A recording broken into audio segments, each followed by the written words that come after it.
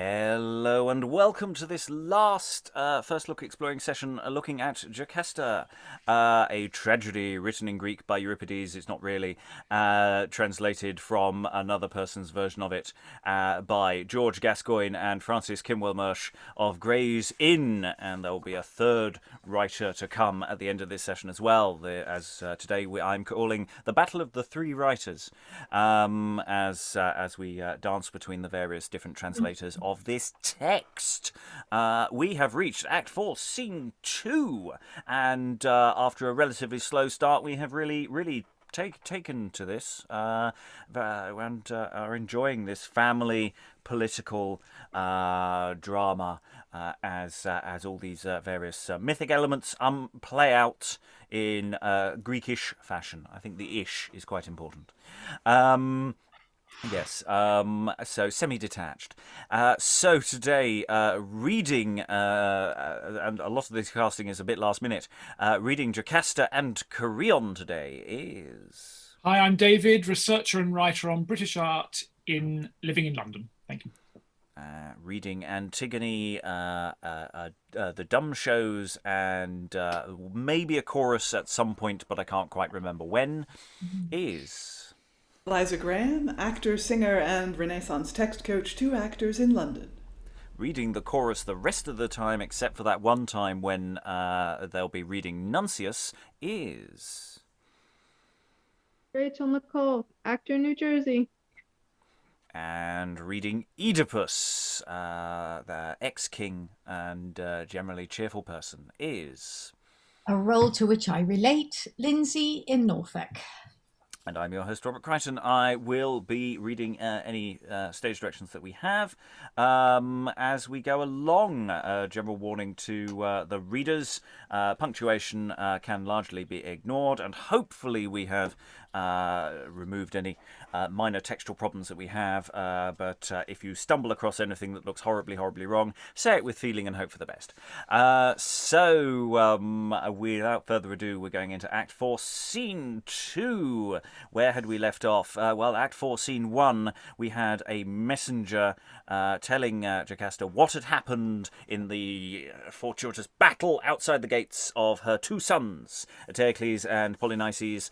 Eteocles, who was broadly speaking in charge of the city, and his brother, who in theory should be having, due to a power-sharing arrangement, should have had the throne passed on to him. Well, that didn't happen, and was a bit angry about that, and turned up with an army to take the city by force. So they had a bit of a no-score draw. A lot of people died, but not Eteocles or Polynices.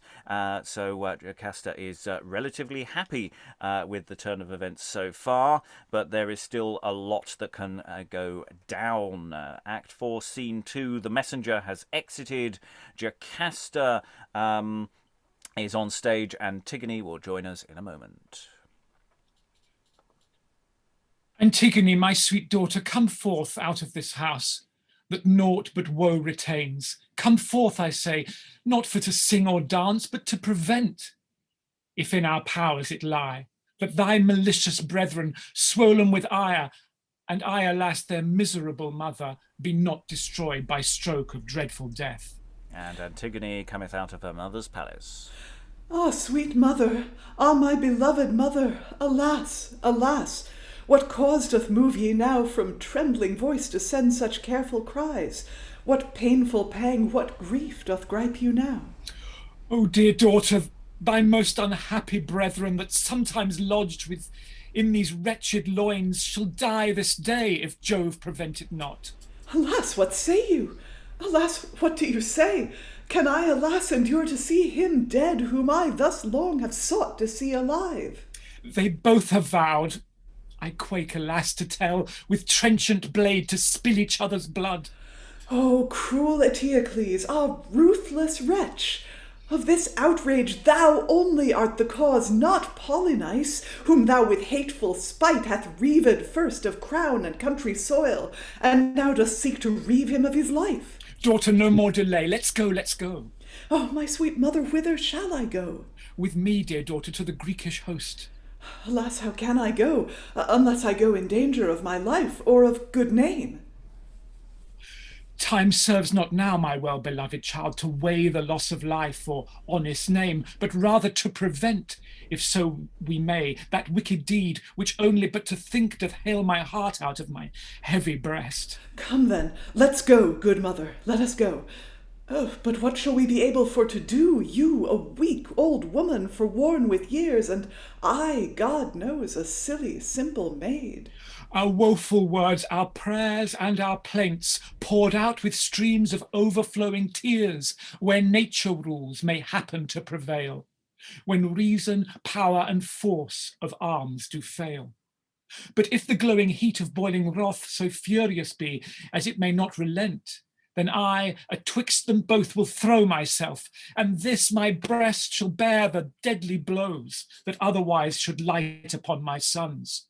So shall they shed my blood and not their own.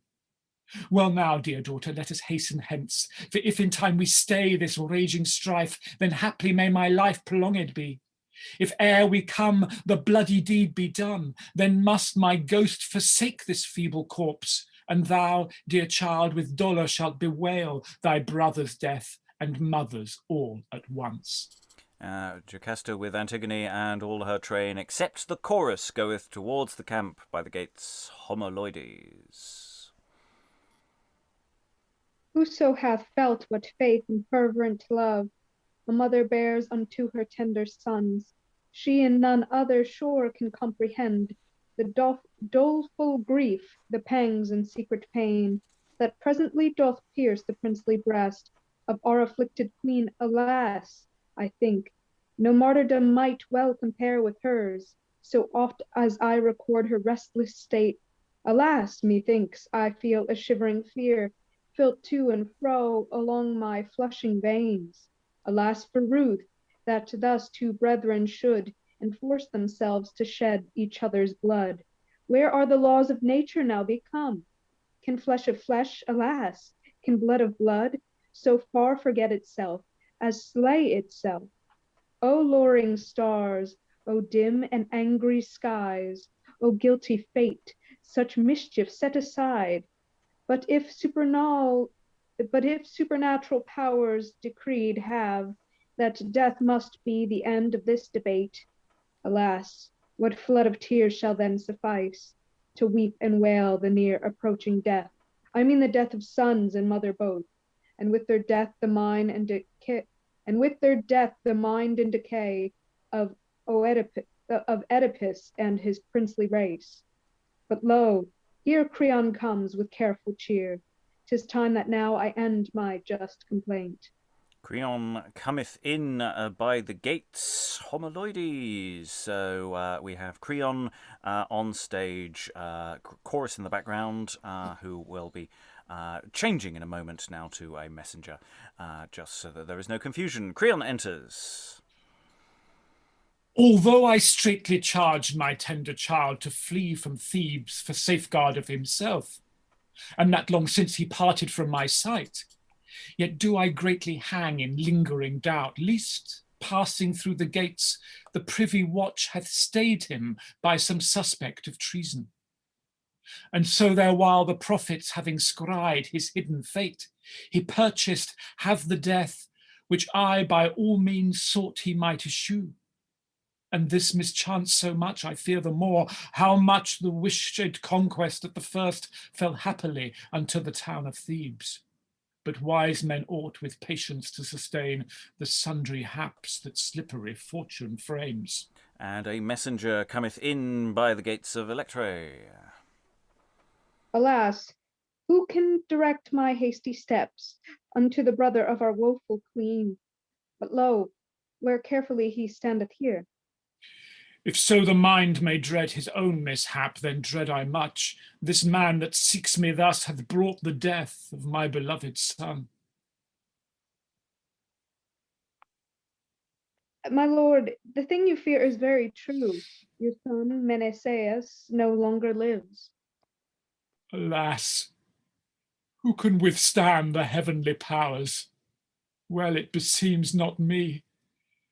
Nay, yet my tears in bootless plaint to waste my woeful tears. Do thou recount to me his luckless death, the order, form, and manner of the same. Your son, my lord, came to Eteocles, and told him this in presence of the rest. Renowned king, neither your victory, nay yet the safety of this princely realm, in armor doth consist, but in the death of me, O most victorious king, so heavenly dome of mighty Jove commands. I, knowing what avail my death should yield unto your grace and unto native land, might well be deemed a most ungrateful son unto this worthy town, if I should shun the sharpest death to my country good. In morning weed, now let the vestal nymphs with plaining tunes command my faultless ghost to highest heavens, while I despoil myself, that afterward, sith Jove will have it so, to save your lives, I may receive my death. Of you I crave, O courteous citizens, to shrine my corpse in tomb of marble stone, whereon grave this, Meneceus here doth lie, for country's cause that was content to die. This said, alas, he made no more ado, but drew his sword and sheathed it in his breast. No more, I have enough. Return ye now from whence ye came. Exit the messenger, returning by the same gate, Electra. Well, since the blood of my beloved son must serve to slake the wrath of angry Jove, and since his only death must bring to Thebes a quiet end of her unquiet state, methinks good reason would that I henceforth of Theban soil should bear the kingly sway. Yea, sure, and so I will ere it be long, either by right or else by force of arms, or all mishaplo hear the wicked brood. My sister first espoused hath her son that slew his sire, of whose accursed deeds two brethren sprang, whose raging hateful hearts by force of boiling ire are bone so sore, as each do thirst to suck the other's blood. But why do I sustain the smart hereof? Why should my blood be spilt for others' guilt? Oh, welcome were that messenger to me that brought me word of both my nephews' deaths. Then should it soon be seen in every eye, twixt prince and prince, what difference would appear. Then should experience show what grief it is to serve the humours of unbridled youth. Now will I go for to prepare with speed the funerals of my young guiltless son, the which perhaps may be accompanied with the obsequies of proud Eteocles. Creon goeth out by the gates homoloides, and the chorus, once again transmogrified from being a messenger, makes this speech to close the act.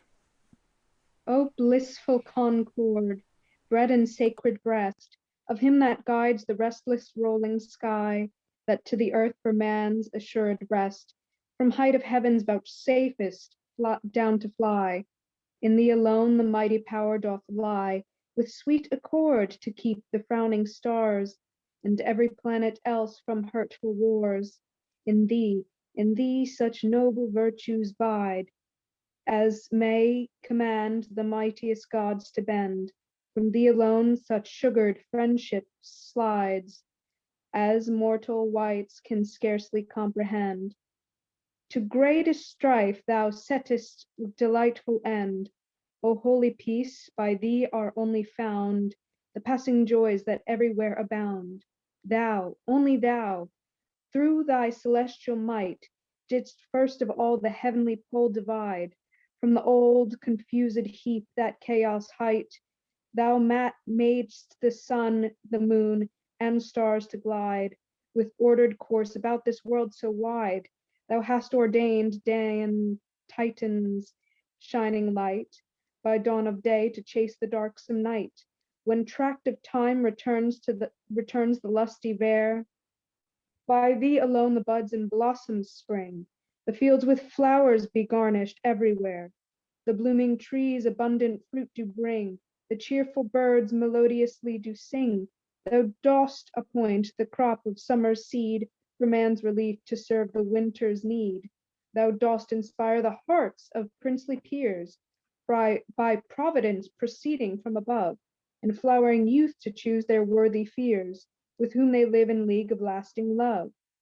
Till fearful death doth flitting life remove, and look, how fast to death man pays his due, so fast again dost thou his stock review. By thee the basest thing advanced is. By thee the basest thing advanced is.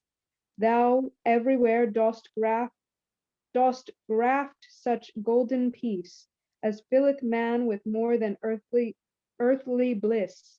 The earth by thee doth yield her sweet increase. At beck of thee all bloody discords cease, and mightiest realms in quiet do remain, whereas thy hand doth hold the royal reign. But if thou fail, then all things gone to wrack. The mother then doth dread her natural child, then every town is subject to the sack. Then spotless maids, then virgins be defiled, then rigor rules, then reason is exiled.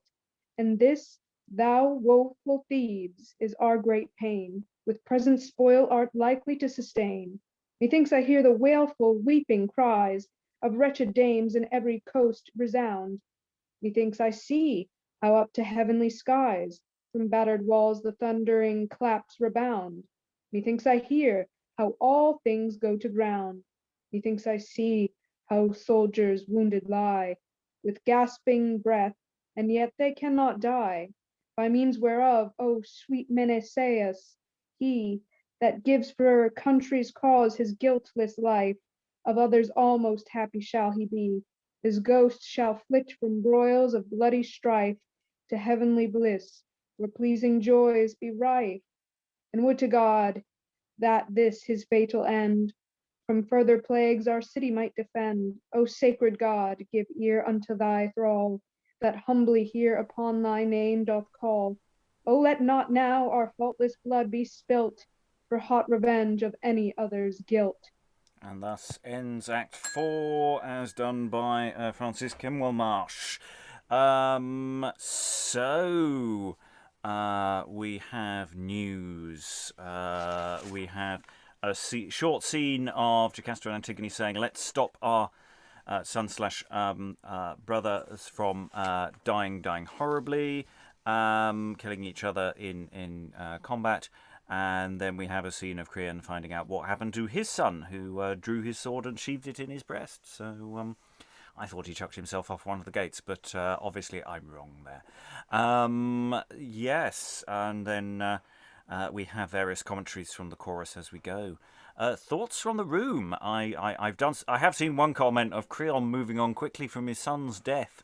From Lynsey. Did you feel that, David? I did slightly, yes. I got slightly wrong-footed while I was speaking it. I thought, yeah, I'm still full of my sadness at my son's death, and yet I'm being asked to say something else. I guess it may be a question of what direction grief pushes you in, and I agree. It's a radical turn for the character, from loyal general, loyal citizen. But you could argue that in trying to save Meneceus from dying after Tiresias's prophecy, where you knew that only his death could save the city. In fact, I seem to remember that Tiresias specified that you should kill him. So I don't know if his death by a hand other than Creon's would still save the city. But anyway, so one could argue that Creon choosing to save his own son before saving the city means that he's lost that selflessness and public-mindedness that the play extols, and now puts his own good first. And you know, most people who want to be dictators think they're doing it for ethical reasons. They genuinely think themselves being in charge is the best thing that could happen, and therefore they're justified in bringing it about by any means. So I guess that's one potential way of threading it together. Yes, I mean that's the way he comes across, certainly in Antigone, isn't it? And as we've already as we've discussed in the earlier sessions, I mean it is very difficult to tease out the personal, the familial, and the political, really. Well, I was wondering on a note that, you know, well, since I have sacrificed my son, I get the city. I say that in a slightly flippant way, but, you know, in the sense that's what this has cost me. So, you know, that's where we're going. You're right, Liza. Tiresias does say you should sacrifice, make him as a sacrifice, and slay him. So, yeah, in a sense, it may all be in vain. This gesture by Menelaus. Rachael. No, the relationship between Creon, Eteocles, and his son Menelaus. I think Eteocles has, you know, from the scene that he had, you know, in the previous day with Creon, that there is something that looks at him like a father. I mean, especially because we have Oedipus coming on today, that if Oedipus is still alive, but he's not in the city, you know, what does that say about his relationship with his father? And, you know, Creon is his maternal uncle, and it's a male figure there in his life. And I think that's important. And we also have said before that Eteocles has a tyranny. You know, that's the government he's chosen. And maybe Creon is saying in this scene that, you know, enough is enough, because now I've lost something from this tyrannical ruler. Even if he's my nephew, it's got to stop, because, you know, the people who are supposed to rule, Oedipus just ran off. His two sons are fighting, and they've brought a host here. And, you know, there's those different stages of grief, and maybe he just, as a person, shifts into anger that his sons just, you know, died, thinking that he's saving the city by sacrificing himself for a prophecy. Yeah, enough is enough. And those last four lines are particularly strong. You know, it's I'll go to the funeral of my son, my guiltless son, which perhaps may be accompanied with the obsequies of proud Eteocles. It's like, yeah. Hopefully he's dead as well. We don't know at this stage what's happened to Eteocles. That's happening off stage, and we haven't had news yet. And then we get this chorus. Well, we've had two choruses in this. One reflecting on what's going on with Jocasta, and another one on a much more wider note. Any thoughts before we go into Act 5? We have a Dumbshow, we have scenes, we have a guest star appearance from Oedipus. Liza. Well, I would like to say something about the chorus, which is a wonderful, you know, after this act in which everything essentially falls apart, ties of loyalty and ties of family, apart from between Jocasta and Antigone, those ties are pretty much now shredded. And the chorus starts out with this hymn to universal harmony. Say, just reminding us what we're missing in this play, and I don't know. I think the verse is really quite nice. Yes, no, I think there are some really nice things there. Any other thoughts before we move on? Okay, so we have the order of the last Dumbshow, the final Dumbshow. We've had some pretty spectacular things going on in this Dumbshow, the Dumbshows previously. We've had fire, we've got fights, we've had a hole that will just never be filled. Let's see what this last Dumbshow brings, Liza. First, the still pipes sounded a very mournful melody, in which time came upon the stage a woman clothed in a white garment, on her head a pillar double-faced, the foremost face fair and smiling, the other behind black and lowering, muffled with a white lawn about her eyes, her lap full of jewels. sitting in a chariot, her legs naked, her feet set upon a great round ball, and being drawn in by 4 noble personages. She led in a string on her right hand 2 kings crowned, and in her left hand 2 poor slaves, very meanly arrayed. After she was drawn about the stage, she stayed a little, changing the kings unto the left hand and the slaves unto the right hand. Taking the crowns from the king's head, she crowned therewith the 2 slaves, and casting the vile clothes of the slaves upon the kings, she despoiled the kings of their robes, and therewith apparelled the slaves. This done, she was drawn eftsoons about the stage in this order, and then departed, leaving unto us a plain type or figure of unstable fortune, who doth oftentimes raise to height of dignity the vile and unnoble, and in like manner throweth down from the place of promotion even those whom before she herself had thither advanced. Yeah, wow. It's once again, some of these dumb shows are just feeling like very proto-Tamburlaine. You're just sort of wondering whether Marlowe had a day trip from Canterbury at this time in his life to come. He would have been very young, but somehow taking it in. Yeah, it's weird. Think some of the things going on there. Yeah. Double-faced head on a pillar. All sorts of things. It's a very statuesque. It's. I just don't know how this logistically is done. Well, you make I think the pillar is a headdress made out of something like paper mache with a mask in front and a mask in the back. No, that wasn't the bit I was worrying about. I was just mentioning that in part. No, her feet set upon a great round ball, sitting in a chariot, her legs naked. I can't quite figure out how that all works and how that all goes together.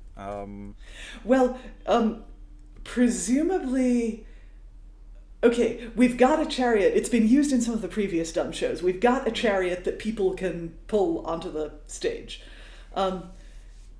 And I guess the chariot is a bit like a pageant wagon in that she's sitting there. Presumably, the ball under her feet is also on the chariot. She's got a seat of some kind, and then the kings and the enslaved people in strings are walking either side of the chariot, led by, I don't know, ribbons or something. Yeah. It's Lynsey. Yeah, I'm just trying to get my head around the stage picture. So after all of that, it says, this done, she was drawn eftsoons about the stage in this order, and then departed. So she and the chariot have left. It's not quite clear what else is left on stage, and it says, leaving unto us a plain type or figure of unstable fortune, meaning that we're left with the image of the actions, like the memory of the actions that she's done while she's on stage. Is that right? Yeah, that sounds like that's what the audience is supposed to get from this, Right. rather than there is a literal person who is there. Yeah. Trying to personify that. No, Yeah. I think, yes, that's the idea.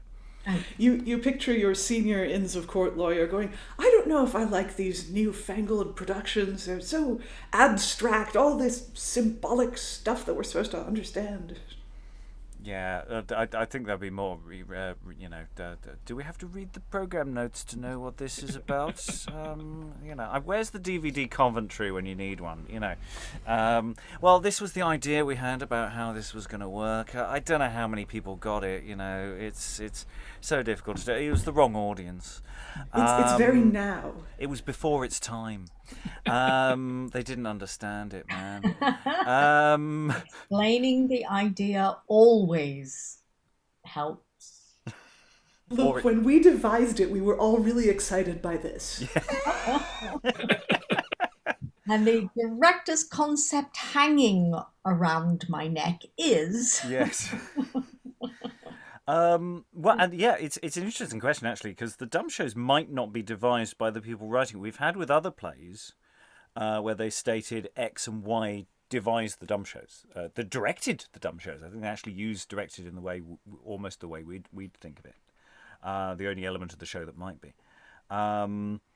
So, I mean, this text doesn't state that it's by different authors, but the text is already a joint work between several hands. So it's not impossible that, George Gascoigne is going, oh, God, can I just get on with the play? Spent ages. It's not in the original, It's not in the Italian. I didn't translate any of this. Okay, let's return to George, to definitely George. George Gascoigne translated Act 5, which we are going into now. So we have a little switcheroo. Liza will be chorus for the next scene or so, because we will have the arrival of another messenger, probably the same messenger. So there will be a bit of a clash there, and there will be Creon as well. So enter Creon and chorus. Just above it, the last of the Dumbshow says, "After her departure came in Duke Creon with 4 gentlemen waiting upon him, and lamented the death of Menesius his son in this manner." Alas, what shall I do? Bemoan myself, or rue the mine of my native land, about the which such clouds I see enclosed, as darker cannot cover dreadful hell? With mine own eyes I saw my own dear son, all gored with blood of his too bloody breast, which he hath shed full like a friend, too dear to his country, and yet a cruel foe to me, that was his friend and father both. Thus to himself he gained a famous name and glory great, to me redoubled pain, whose hapless death in my afflicted house hath put such plaint as I nay can espy what comfort might acquiet their distress.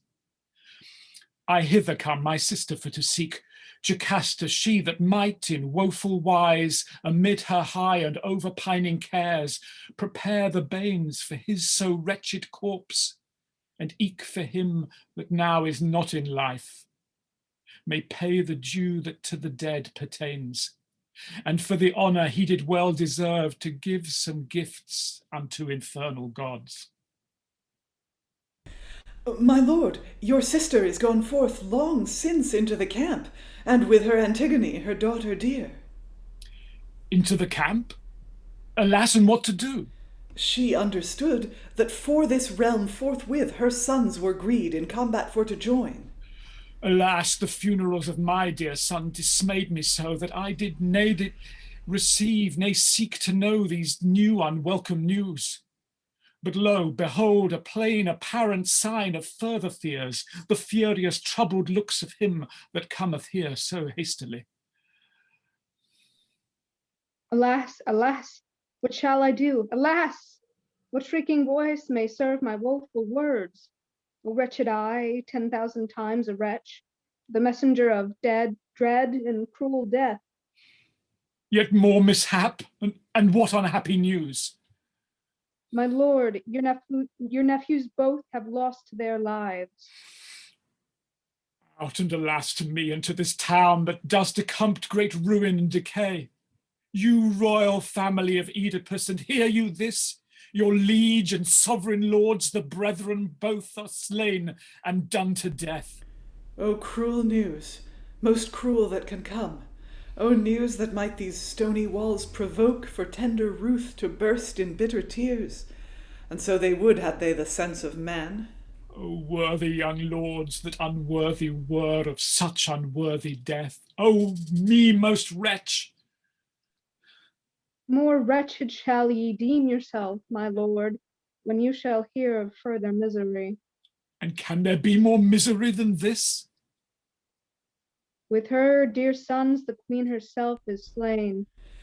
"Bewail, ladies, alas, good ladies, wail this hard mischance, this cruel common evil.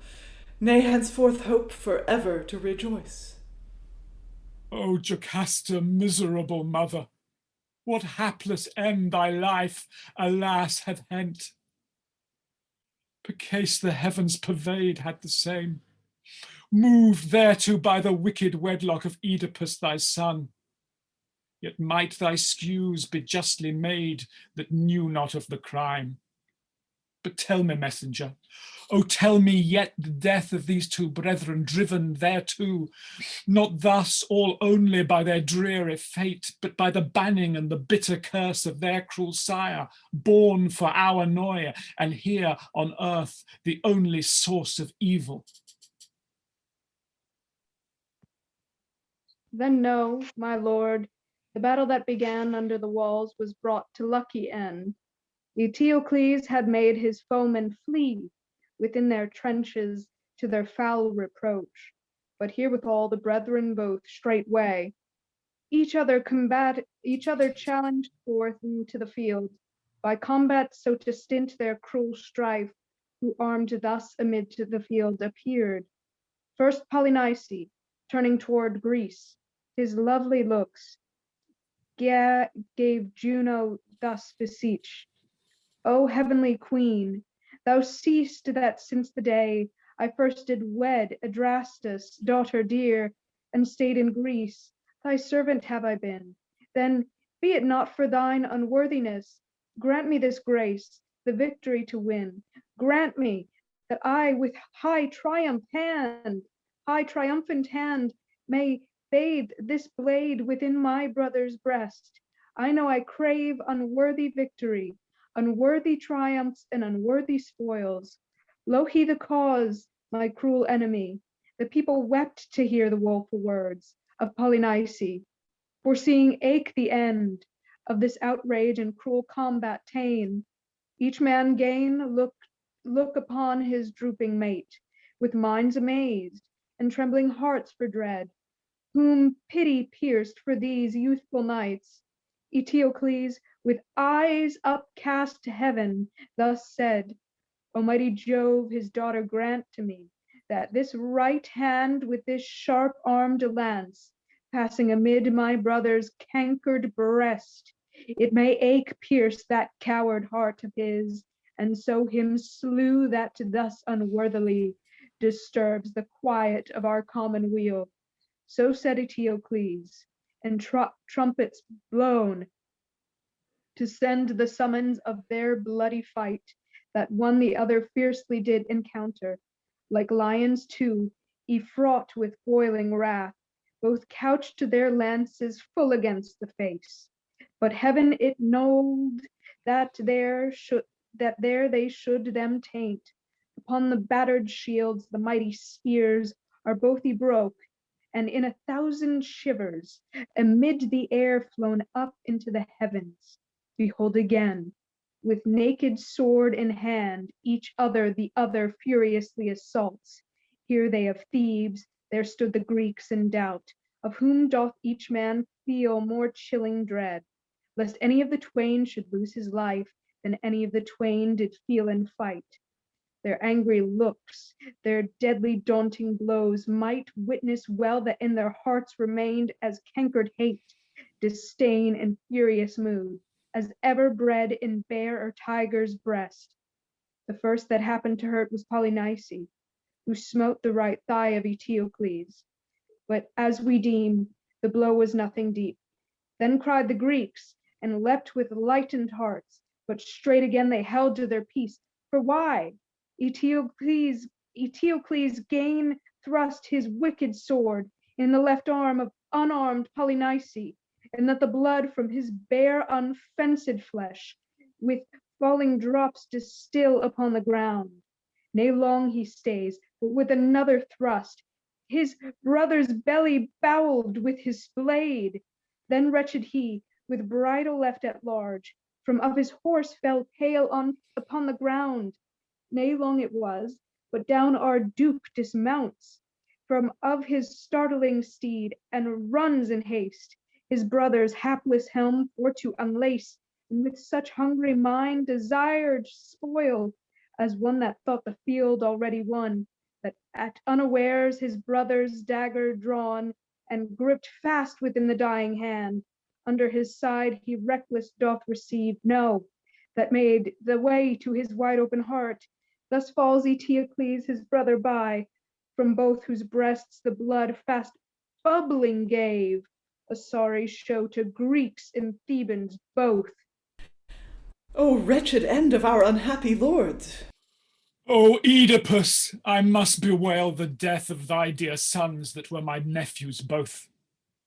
But of these blows that oughtest feel the smart, that with thy wonted prayers thus hast brought such noble bloods to this unnoble end.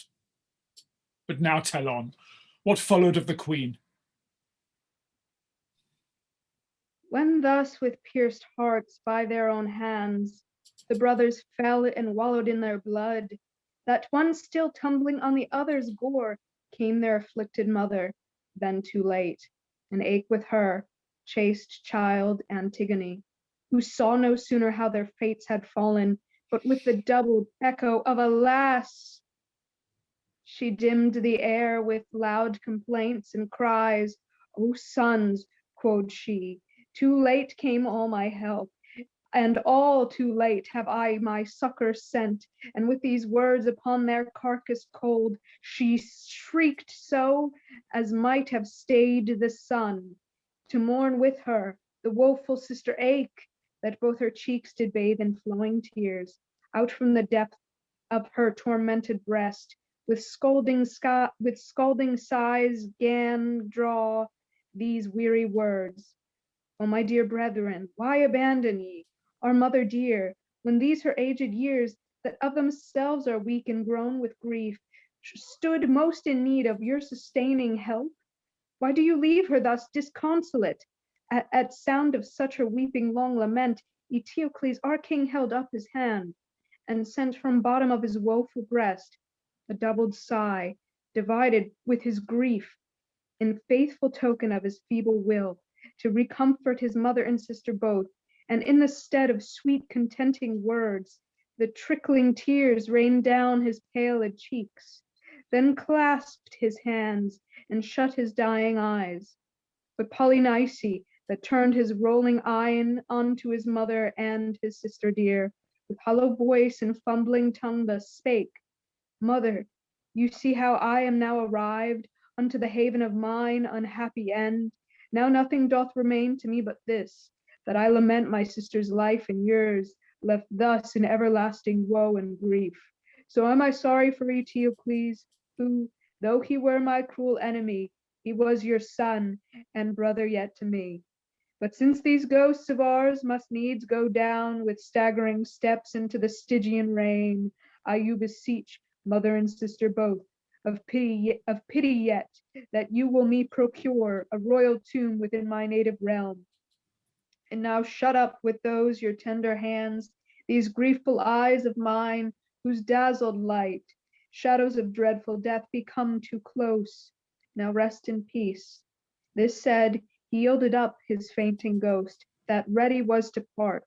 The mother, thus beholding both her sons done to death, and, overcome with dole, drew out the dagger of her Polynice from brother's breast, and gored therewith her throat, falling between her sons. Then with her feebled arms she doth enfold to their bodies both, as if for company.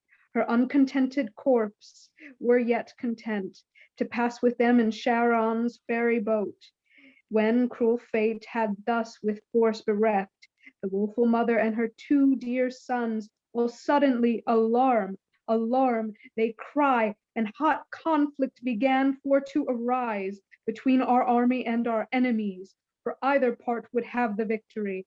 And while they did with equal force maintain the bloody fight, at last the Greeks do fly, of whom could hardly any one escape, for in such huge heaps our men them slew, the ground was covered with their carcasses, and of soldiers some gan spoil the dead, some other were that parted out the prey, and some pursuing. Antigone took up the queen Jocasta and the brethren both, whom in a chariot hither they will bring ere long.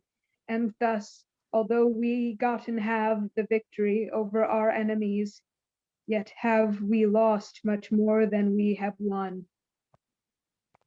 and Creon, unspeaking, exits. Chorus, we can assume possibly also the messenger exits as well.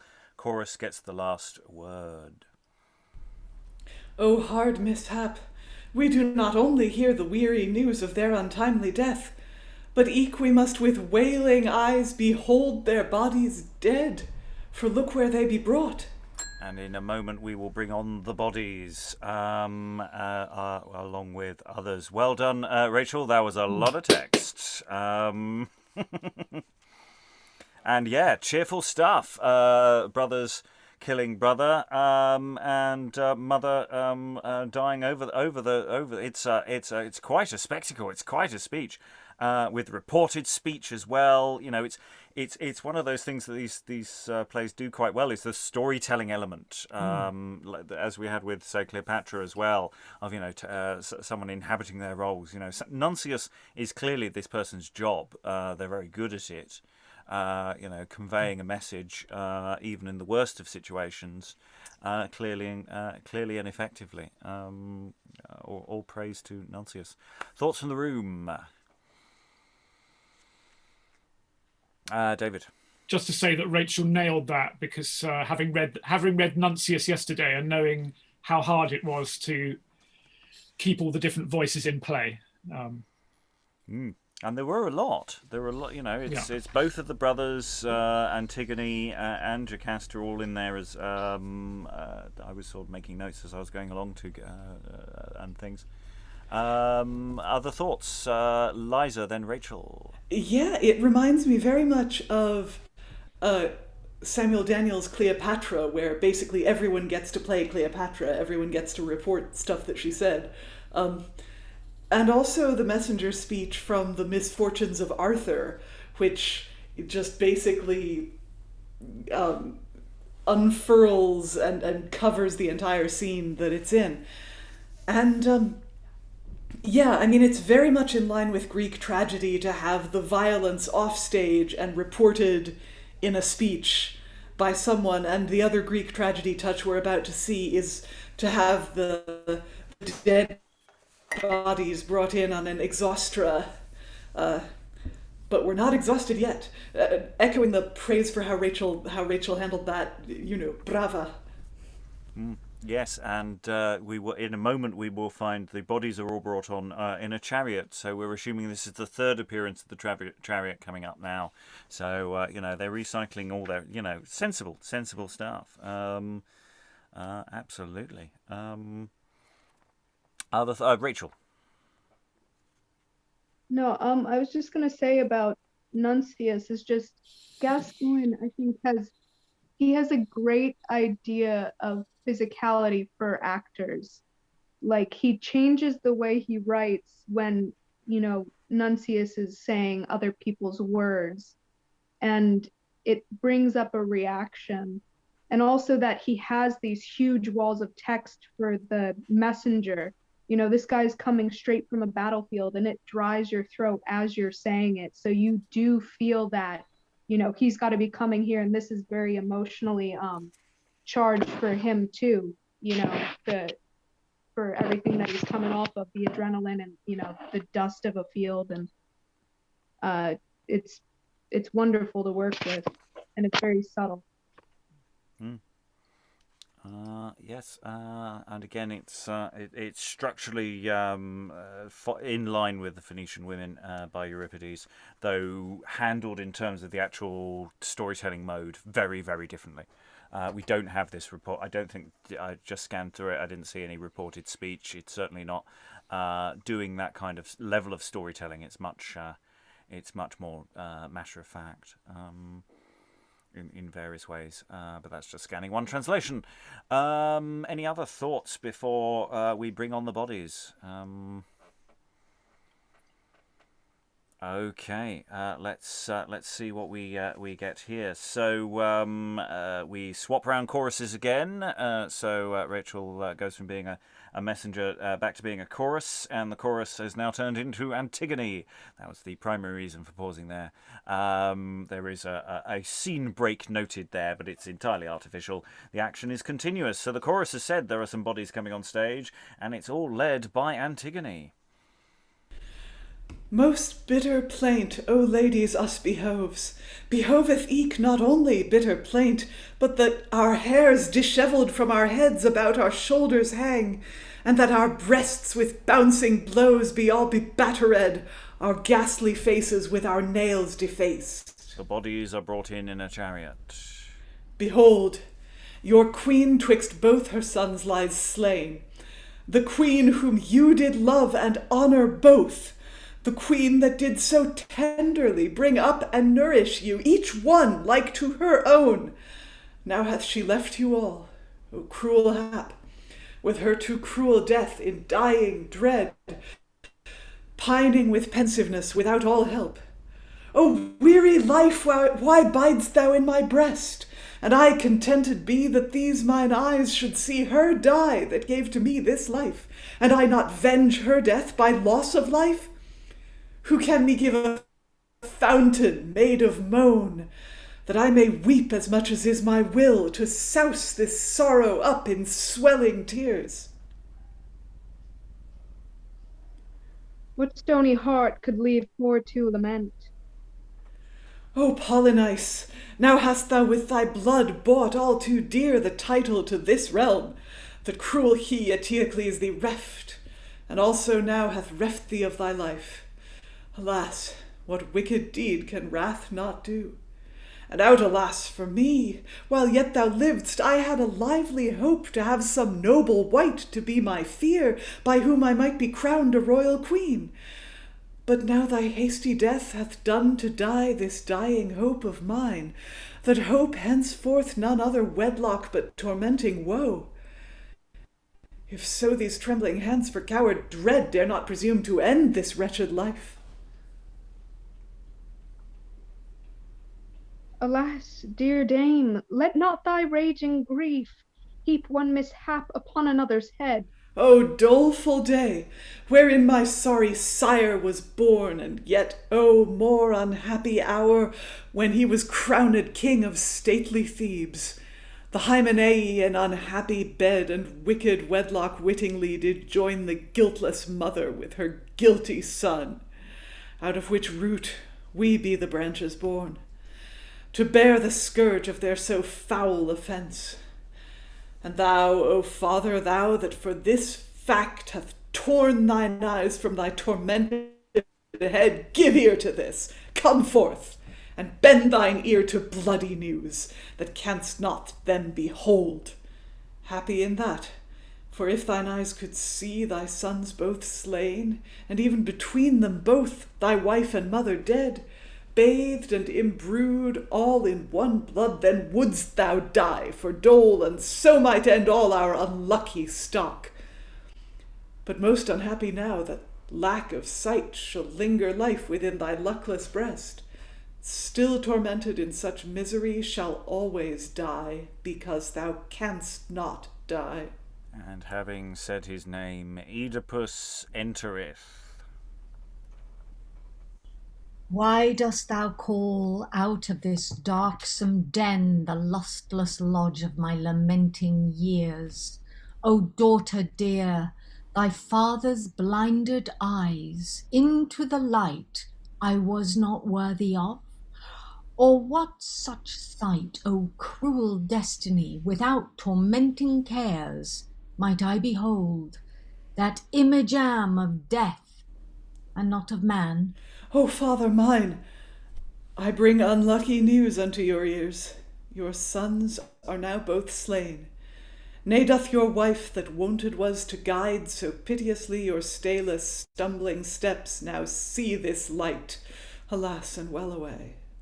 O heap of infinite calamities, and canst thou yet increase, when I thought least that any grief more great could grow in thee? But tell me yet, what kind of cruel death had these three sorry souls? Without offence to speak, dear father mine, the luckless lot, the froward frowning fate that gave you life to end your father's life, have led your sons to reave each other's life. Of them I thought no less, but tell me yet, what causeless death hath caught from me my dear. What shall I call her? Mother? Or my wife? When as my mother saw her dear sons dead, as pensive pangs had pressed her tender heart, with bloodless cheeks and ghastly looks she fell. Drawing the dagger from Eteocles' side, she gored herself with wide, recureless wound, and thus without more words gave up the ghost, embracing both her sons with both her arms. In these affrights this frozen heart of mine by fear of death maintains my dying life. This dreary day is cause of many evils. Poor Oedipus, unto thy progeny. The gods yet grant it may become the cause of better hap to this afflicted realm. And Creon entereth. Good ladies, leave your bootless vain complaint. Leave to lament, cut off your woeful cries. High time it is as now for to provide the funerals for the renowned king. And thou, Oedipus, hearken to my words, and know thus much, that for thy daughter's dower Antigone with Hemone shall be wed. Thy son, our king, not long before his death, assigned hath the kingdom should descend to me, that am his mother's brother born, and so the same might to my son succeed. Now I, that am the lord and king of Thebes, will not permit that thou abide therein. Nay, marvel yet of this my heady will, nay, blame thou me, for why? The heavens above, which only rule the rolling life of man, have so ordained. And that my words be true, Tiresias, he that knoweth things to come, by trusty tokens hath foretold the town, that while thou didst within the walls remain, it should be plagued still with penury. Wherefore depart, and think not that I speak these woeful words for hate I bear to thee, but for the weal of this afflicted realm. O foul accursed fate that hast me bred to bear the burden of the misery of this cold death, which we accompt for life. Before my birth, my father understood I should him slay, and scarcely was I born when he me made a prey for savage beasts. But what? I slew him yet, then caught the crown, and last of all defiled my mother's bed, by whom I have this wicked offspring got, and to this heinous crime and filthy fact the heavens have from high enforced me, against whose doom no counsel can prevail. Thus hate I now my life, and last of all, lo, by the news of this so cruel death of both my sons and dear beloved wife, mine angry constellation me commands without an eyes to wander in mine age, when these my weary, weak, and crooked limbs have greatest need to crave their quiet rest. O cruel Creon, wilt thou slay me so? For cruelly thou dost but murder me, out of my kingdom now to chase me thus. Yet can I not with humble mind beseech thy courtesy, nay, fall before thy feet. Let fortune take from me these worldly gifts. She cannot conquer this courageous heart that never yet could well be overcome, to force me yield for fear to villainy. Do what thou canst. I will be Oedipus. So hast thou reason, Oedipus, to say, and for my part, I would thee counsel eke still to maintain the high and haughty mind that hath been ever in thy noble heart. For this be sure, if thou wouldst kiss these knees and practice eke by prayer to prevail, no pity could persuade me to consent that thou remain only 1 hour in Thebes. And now prepare, you worthy citizens, the funerals that duly do pertain unto the queen and to Eteocles, and eke for them provide their stately tombs.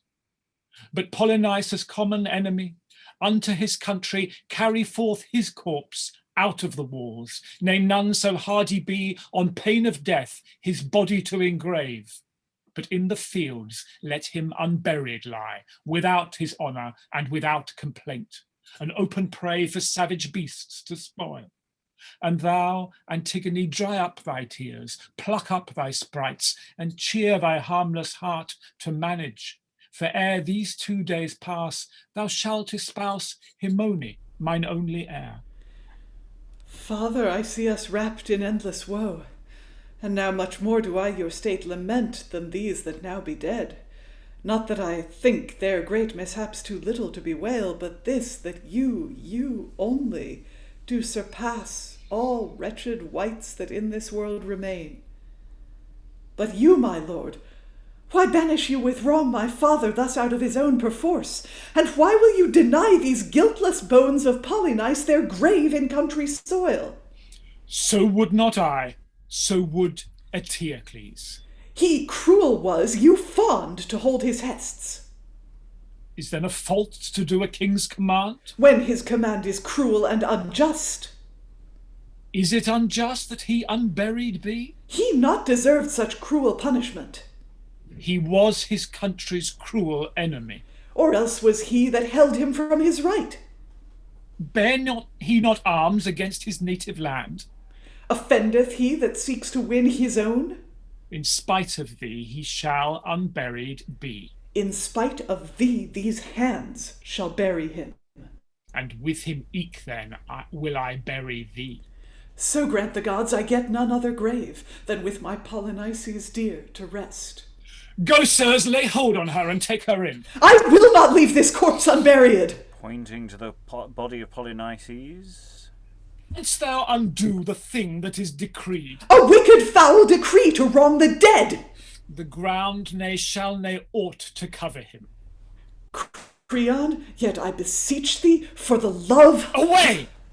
I say thy prayers shall not prevail. That thou didst bear Jocasta in her life. Thou dost but waste thy words amid the wind. Yet grant me leave to wash his wounded corpse. It cannot be that I should grant thee so. O my dear Polynice, this tyrant yet with all his wrongful force cannot fordo, but I will kiss these cold pale lips of thine and wash thy wounds with my waymenting tears.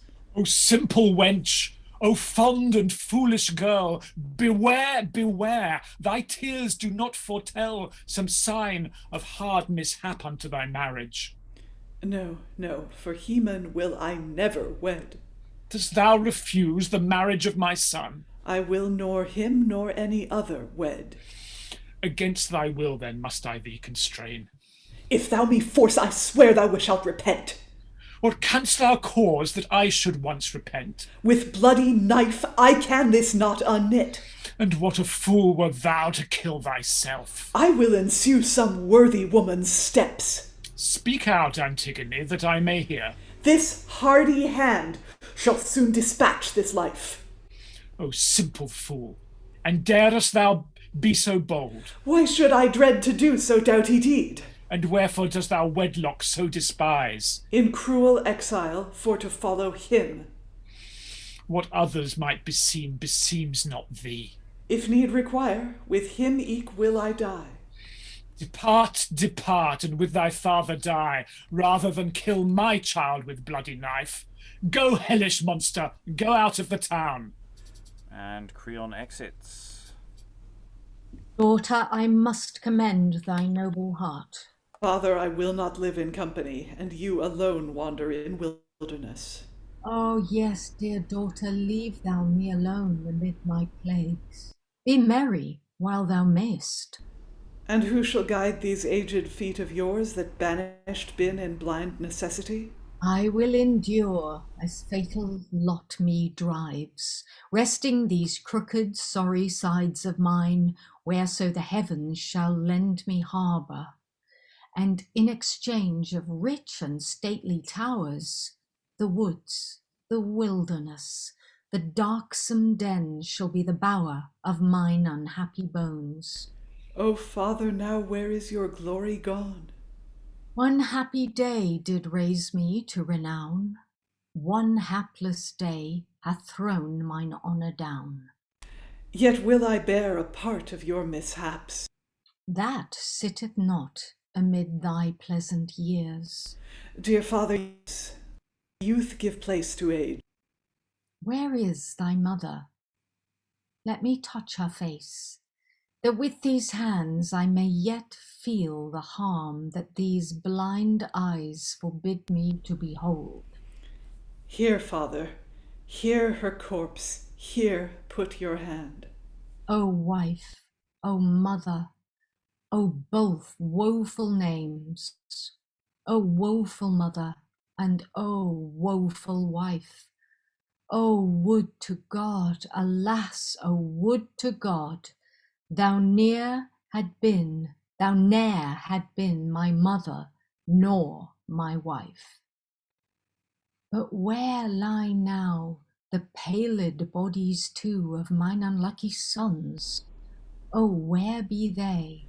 Lo, here they lie, one by another dead.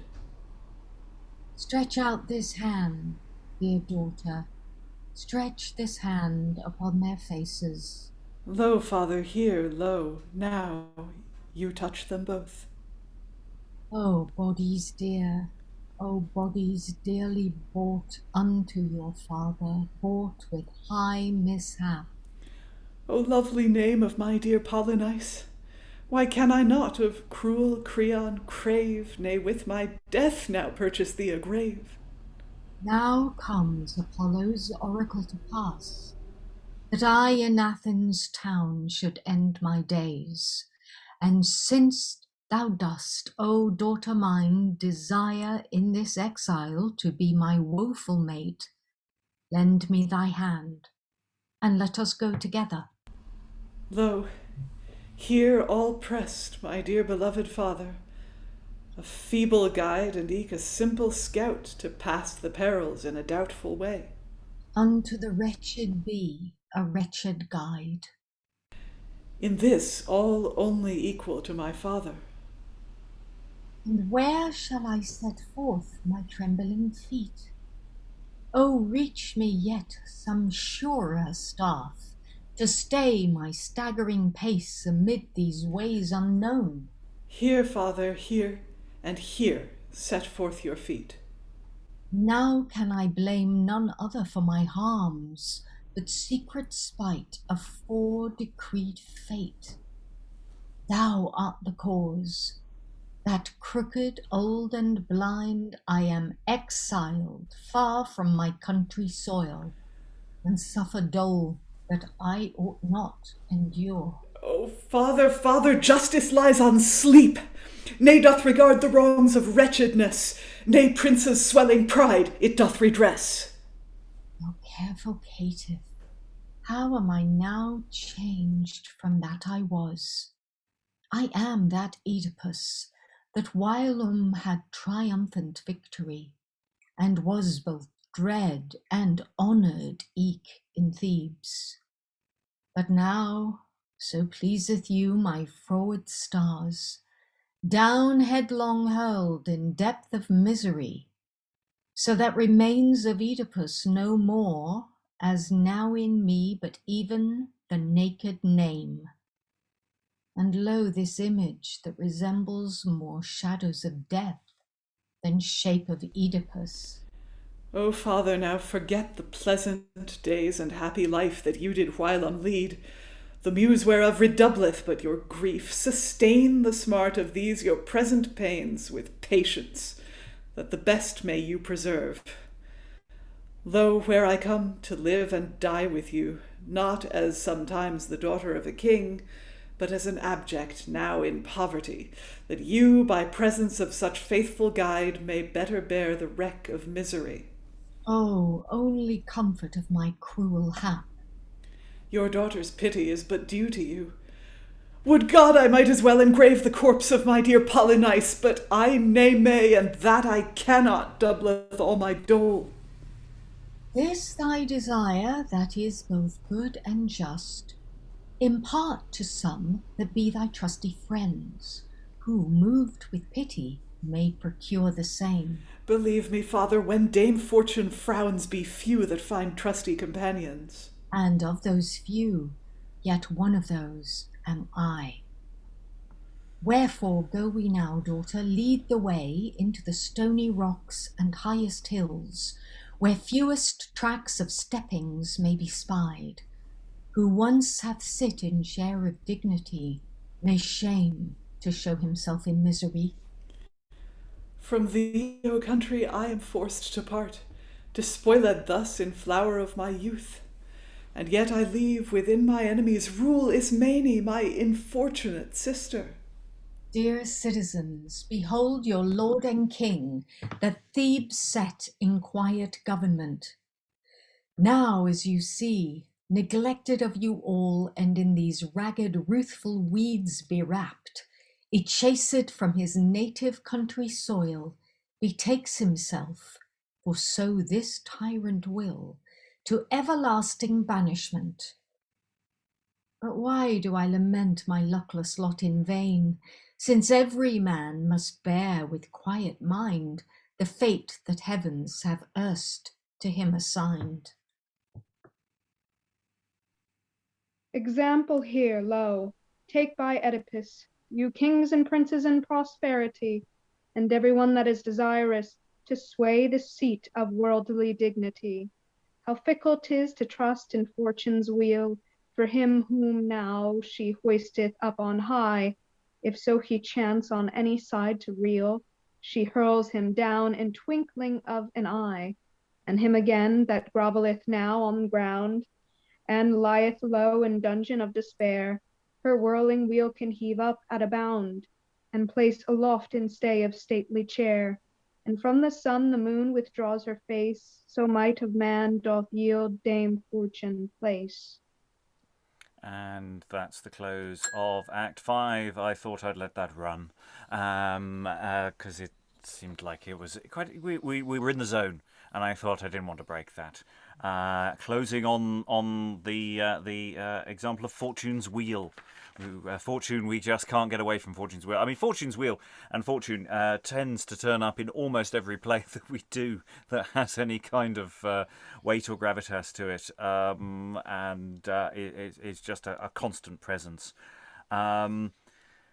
Yeah, I mean, this play is packing in so much of these. You know, you think in your genuine Greek tragedy, you know, most of this business is covered in about 2 or 3 plays, rather than in one. I mean, Euripides, I say, as a model for this, packed all this in, but you know, if you want to go through all of this material, you have to dance around between you know, various Sophocles and Aeschylus texts if you want to get it all. But this is quite determined to pack it all in there, yeah.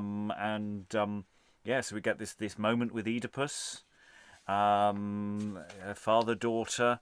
Then Creon and Oedipus, and then Creon and Antigone, and they're all playing different registers to each other. I mean, it's a really nice bit of work. And yeah, thoughts from the room. Don't know where we want to start. We've got several little scenettes we can talk about here. Anyone wants to start? Shall we start with Oedipus?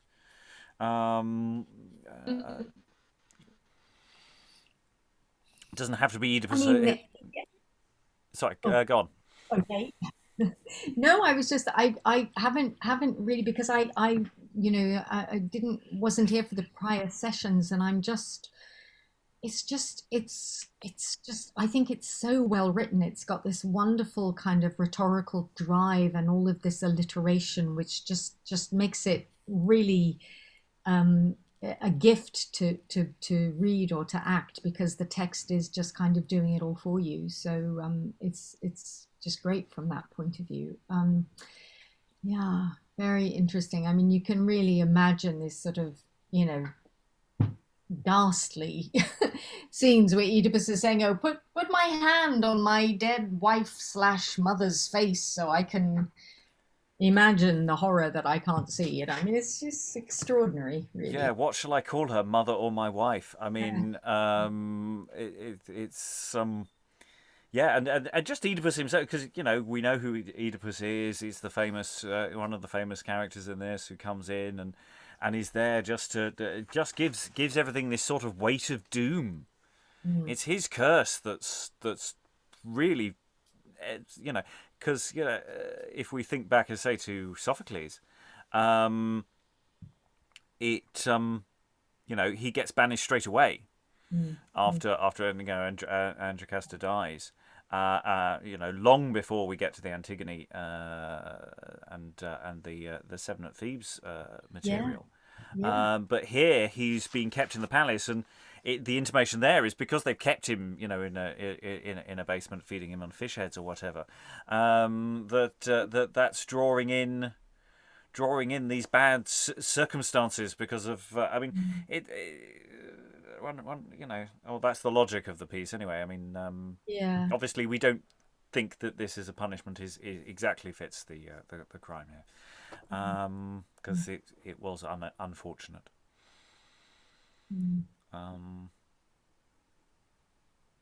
Other thoughts? More on Oedipus, Antigone, Creon. We've got various people butting heads. Liza. Yeah, I mean, I'm really intrigued by Antigone here, specifically in this, that before Oedipus comes on stage, the way she talks about him seems to convey pretty clearly that she knows it's his guilt that's brought this on the family. She knows it's his curse. She talks about her guiltless mother and her guilty son, and then she says she bewails the day that ever he was born. But this is very much an early modern women's virtue, that she's extremely aware of duty, that even though this guy is the reason that everything bad has happened and she knows that, she also knows that her duty as a daughter is to serve him. And she's offered the chance to marry a prince and leave her father and leave her unburied brother, and marry the son of the guy who exiled her father and refused her brother burial. And she refuses. She refuses the easy, and she sees with clear and open eyes that the rest of her life is going to be absolutely terrible. It might be worse than death. It won't be worse than Oedipus's, but then again, all she did to invoke this curse was get born. But she absolutely knows what she has to do, and she does it. There's a little bit of a conflict with the better-known Sophocles Antigone, where I think she does bury her brother and does get killed for it. But we get a nod to that conflict in her defiance of Creon, which I love. I think that's really well written. But I found the scene with Oedipus really intriguing to play if you mix in the fact that she actually is horrified by him, and she knows exactly what he's done, that she knows him extremely well. She's horrified, maybe she hates him a little, but she knows that this is her work now. Rachael. No, I was gonna say, because we see, I mean, Antigone is in this play, but she's so much, Jocasta's in this so much more, and Creon's in this so much more, and she's not in it as much, communicating with other people. She was in the first act and she was talking to a servant, but this is the first time that she's talking to people who are related to her. And it's interesting just because I feel like there's so much there that you could build that's not in the script as an actor, because it seems like she has a problem with her father and she has a problem with her uncle, and why is she so connected to Polynices. He's like the one normal person in the family, and that's why she connects to him, and she connects to her mother, and these people are gone from Thebes, and so she wants to leave. And then Creon, offering her to marry his son, does he want them to marry so it legitimizes his rule somewhat, or the line of succession that he will create from his son? And is she aware of that? Or was this something that her brother really wanted? And then also just how Creon brings up Tiresias again. And did he say before in this play something that Oedipus can't be in these walls of this city? Or is Creon just saying that to get him out of here? Yeah, and then I don't know, it's like the two rival styles of government, just not two monarchs, or three monarchs in this case, or four with Oedipus, but going for this, but just different styles, because Eteocles and it seems like Creon is going to go the way of tyranny, and who knows what government Polynices would have had. I think Tiresias said you need to get rid of Oedipus, but I can't remember. And I'm just looking now. Anyone else has a bit? I should remember. I was the one reading him, but it's the kind of thing he's said a lot over the years. I would have thought. But yeah, it's an interesting question as to where is Creon spinning this moment to a degree. Is he giving some spin on what he's saying there? It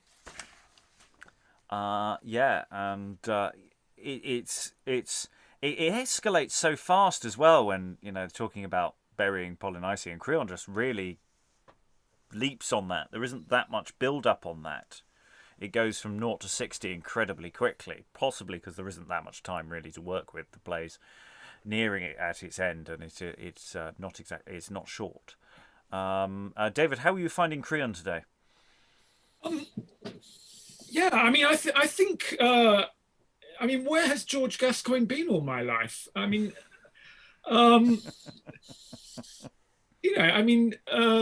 after Supposes last week and this, I mean, what an extraordinary writer. It's such a shame he didn't write more plays. We have one more, which I think is an original work. I don't know. It may be a translation. I am not sure.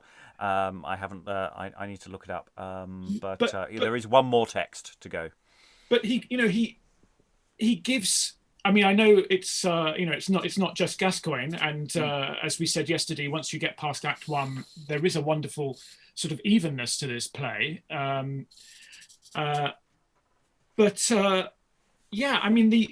He creates such rich characters. So, I didn't feel that Creon was one-dimensional at all. There does seem to be sort of turmoil within himself. He's torn really between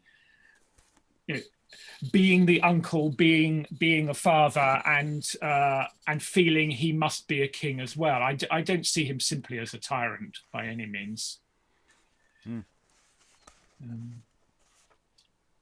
I thought Liza beautifully articulated the role of Antigone at the end, her explanation of the final scene, but there is still some love in there. And I think the end is, that final dialogue is so beautiful.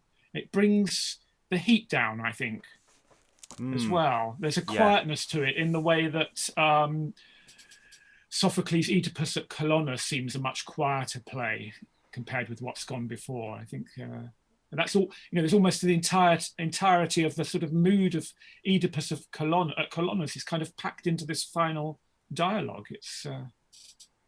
That's partly why I didn't want to stop it, because it's I don't want to disrupt that kind of mood. Is quite dangerous to disrupt. You can pick up energy by saying and go for it, but once you've got that atmosphere, once you've broken it, it's kind of gone. With Liza. Yeah, I absolutely felt. Thank you, David, for noting that. I absolutely did feel that Lynsey and I found a rhythm, and the rhythm reminded me a bit of, when you listen to or sing, for example, music by Philip Glass, that especially in those sections when we were alternating lines, that you get into sort of an altered state, and something greater seems to speak through you, if that's not too much of a wanky thing to say. Anyway, well, it's okay. You diffused it by saying it was a bit wanky, so it's cool. Hey, I'm only here to wank. Yeah. Lynsey. Not literally. Well, just following on from that, I think it's that sort of refers to what I was saying earlier about this sort of rhetorical drive of it, and the rhetorical devices that are used in the text, and they're talking about things that it's these characters are witnessing, living through, doing, being, and becoming things that really can't be described in language in any kind of way that's realistic or naturalistic, and yet the sort of the flow of the text means that you can just be quite simple and unadorned with it, because it's doing a lot of the work, it's doing all the heavy lifting for you. And I would take no credit, because I think it's just like just reading what's on the page, as it comes, and that's it's great. I mean, I very much echo what David was saying about, where has George been all my life? We have actually still got a little bit more text, not by George, but Liza and Rachael, then Liza. Sorry, Rachel's been waiting a while.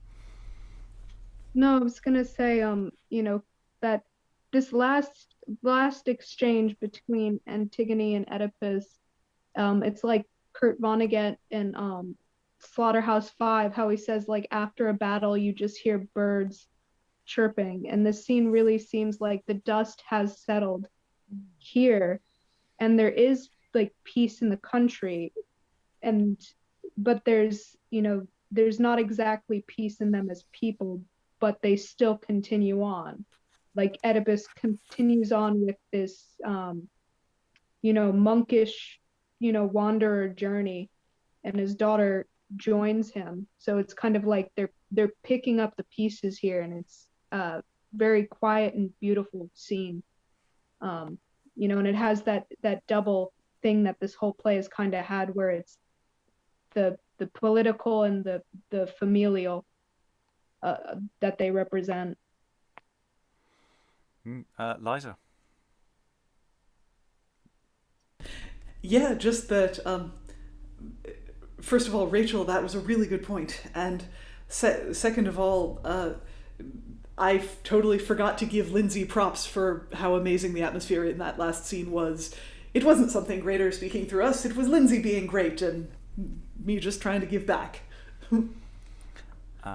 Okay, we have one more speech to do before we go into final thoughts. David, would you read the epilogue, please? It's by Christopher Yelverton.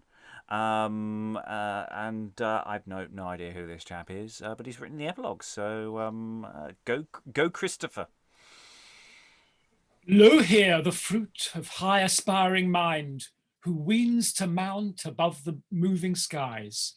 Lo here the trap that titles proud do find. See ruin grows when most we reach to rise. Sweet is the name and stately is the reign of kingly rule and sway of royal seat. But bitter is the taste of princes' gain. When climbing heads do hunt for to be great, who would forecast the bank of restless toil? Ambitious wights do freight their breasts with all. The growing cares, the fears of dreadful foil, to ill success that on such flights doth fall. He would not strain his practice to achieve the largest limits of the mightiest states. But oh, what fancy sweet to still relieve the hungry humour of these swelling hates. What poison sweet inflameth high desire? How soon the haughty heart is puffed with pride? How soon is thirst of sceptre set on fire? How soon in rising minds does mischief slide? What bloody stirs doth glut of honour breed? Th' ambitious son doth oft suppress his sire. Where nature's power unfeigned love should spread, there malice reigns and reacheth to be higher. O blind, unbridled search of sovereignty, O tickle train of evil attained state, O fond desire of princely dignity, who climbs too soon, he oft repents too late. The golden mean the happy doth suffice, they lead the posting day in rare delight. They fill, not feed, their uncontented eyes, they reap such rest as doth beguile the night. They not envy the pomp of haughty train, nay dread the dint of proud usurping sword, but placed alow more sugared joys attain, than sway of lofty sceptre can afford. Cease to aspire then, cease to soar so high, and shun the plague that pierceth noble breasts. To glittering courts what fondness is to fly, when better state in baser towers rests. And thus closes the epilogue by Christopher Yelverton, of whom we have very little on him, but we have encountered him before.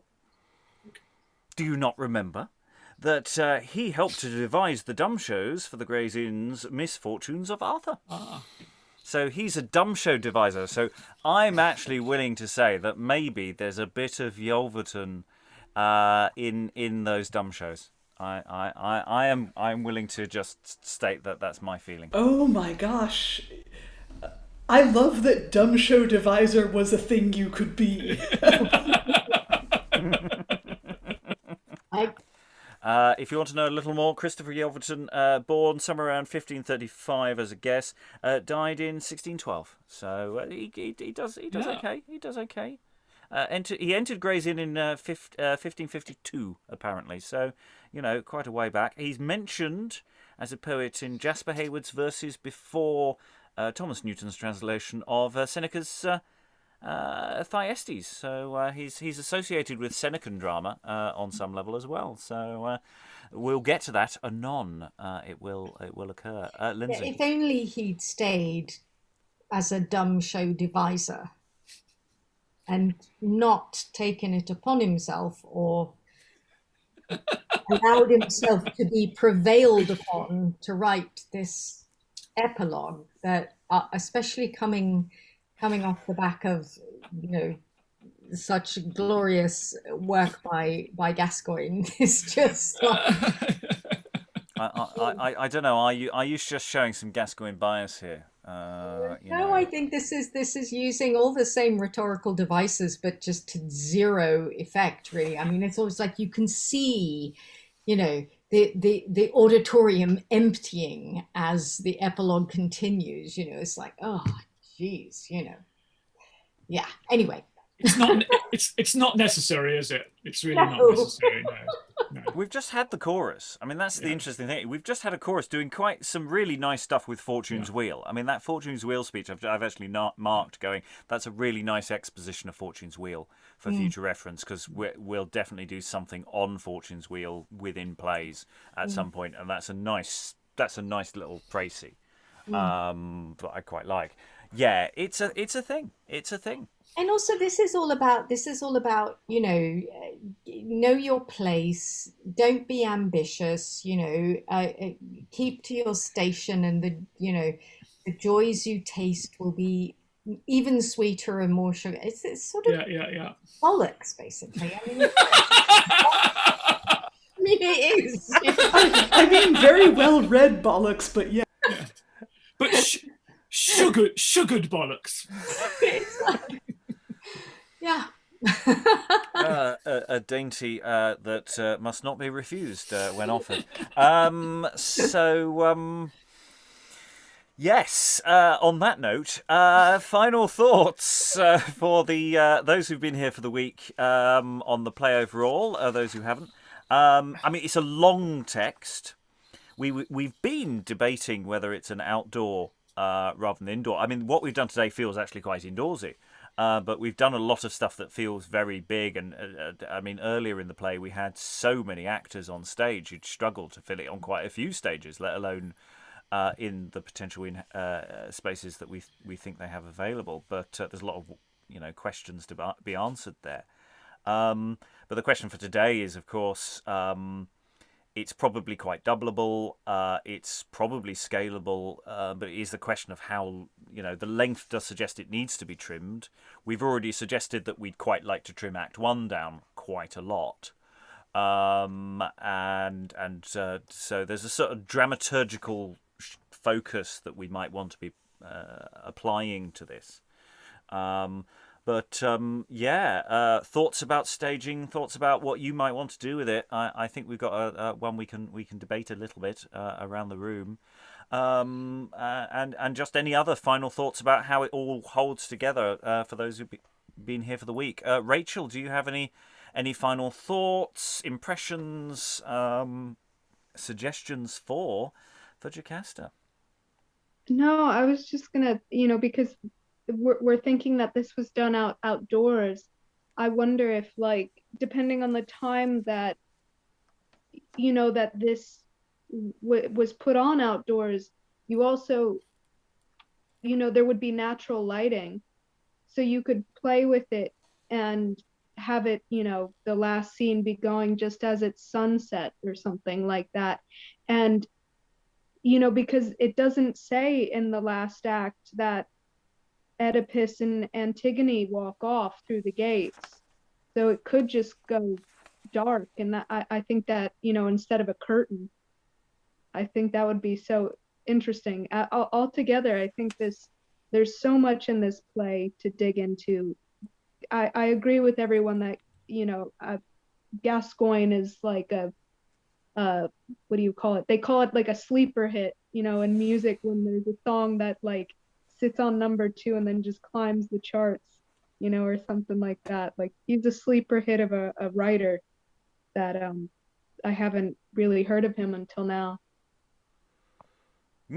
Well, yes. I really like that idea of using the dusk and the falling of darkness. That might work really nicely, especially, as say, if you were to do it in full and go for it, then it's going to be a long event with lots of maybe pauses for food and you could really go for it if you went big, or you could pull it down into something actually very small and contained. Liza, any final thoughts? Yeah, just echoing what everyone said about Gascoigne. I think it's Act 2 and Act 5 are his acts, right, in this? Act 2, Act 3, and Act 5, yes. Yeah, and they are absolute bangers. They are the most, they're the places where the characters behave most like people, rather than just vehicles for story. And God, I love this. When I build that time machine, I'm buying that guy a pint. And if he's cute, maybe more than that. But, I also, there's promises. I also really admired Rachel's point about if this play is outdoors, which it seems like it could be, about the relationship with daylight. I love the idea of the play. I mean, it would have to be a summer's day when it was sort of warm outside. Oh. Go on, you say that. A summer's day when, in theory, it's warm outside. Let's be clear.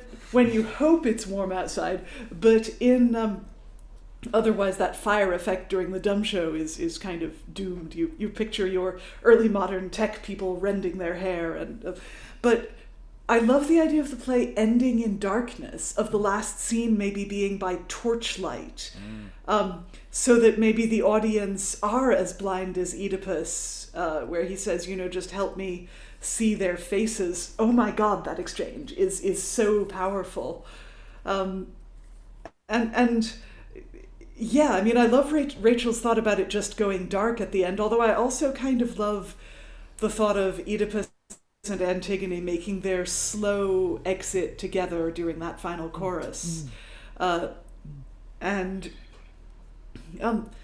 as long as it goes dark before the epilogue, that's well, the epilogue is when all the other actors are running back to the bar to get there before everyone else. Yeah. I think that's its purpose. Yeah. Well, if we really want to go fully with this, you know, it could get dark relatively early into Act 4-5, because I'm now thinking that the time for all the animal sacrifices is just as the sun is hitting the you know, the horizon. If you direct it so you can see the sun, so you have the animal sacrifices in those last shafts of actual daylight, and then the dusk really falls over the last couple of acts. Yeah, I mean, if we're in a quadrangle, then we have some time before the sun actually sets when it's gone behind the roofs of the nearby buildings, and so we have shade for a bit. I don't know if that was what you were talking about. Well, I wasn't necessarily thinking of going for the original setting. I was thinking of you know, trees, and you know, if you could get you know, Stonehenge, you know that I wasn't actually thinking, but that kind of making sure that the sun sets in a very specific way to you know, in a very beautiful and interesting way. But you know, let's be honest, it won't happen. It'll be cloudy. Lynsey, you've only been here for this session, but any final thoughts? Well, just following on from what you're saying, I mean, it you know, I think we probably need to, you know, put this show on the road and take it to, you know, Greece or Cyprus or Crete or, you know, Turkey or someplace like that, where we might be able to guarantee some sunlight and magic hour stuff. No, I mean, I came into this without really knowing anything about it. I really enjoyed everything apart from the epilogue, which I thought was pants. And so the epilogue's that's cool. That's cool with you, the epilogue. Yeah. I mean, but you're saying that the epilogue's fine. Let me be clear. Let me be unambiguous in my feelings about the epilogue. It can go do one, and the rest of the play is fine, as far as I can tell. So, get the impression that that time machine, Yelverton is not getting a drink except in his face. Not getting anything. David, any final thoughts? Yeah, I'm still keen on the idea of maybe it being staged in modern dress, and just to bring back the idea of as trimming Act 1 and having a kind of almost a TV interview with Jocasta early on. And I also really loved Rachael's description of the Nuntius coming in from the battlefield with dust in his throat, etc. And so I just felt a kind of a sort of Iraq war situation, a kind of feel to the whole thing might be very powerful. Yeah, I mean, it as ever with any of these neoclassical plays, my thinking is tends to always hair off to a very controlled indoor theatre with all the effects and the lights and the options that come out of the toolbox. I have to say that the TV studio idea does appeal, however cliched that it may be a bit now. I don't care. I quite like it.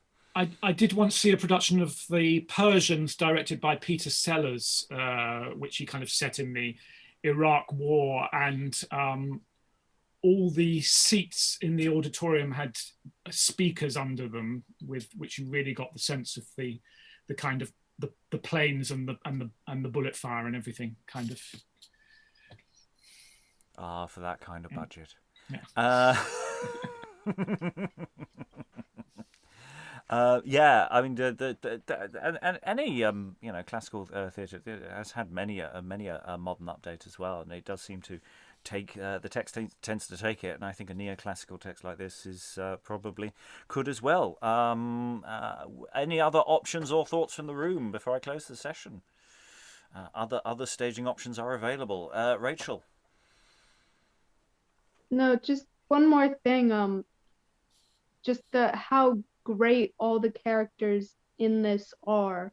Every single one of them they're just fantastic parts, multifaceted. Not a one of them is a cardboard cutout. They all have something here. Yeah. And as we've already said, the choruses are so good as well. So Yes, I'm often not a fan of the chorus, but the chorus has done us proud. So that you won me over on an element that I'm not always a fan of. It helps the chorus isn't too dogmatic as to where it's placed. It's not like it's at the end of the act and now we have the chorus. Chorus is doing dynamic things throughout the action, so especially gives us options to how we break up the chorus, because in theory it's a chorus of 4, but there's no indications how that text works. Is it choric? Is it spread out between them? There's whole sorts of options there as to how that might sound. Anyway, it is time to close the session.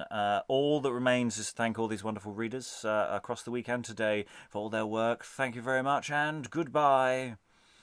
Do what thou canst, I will be Oedipus.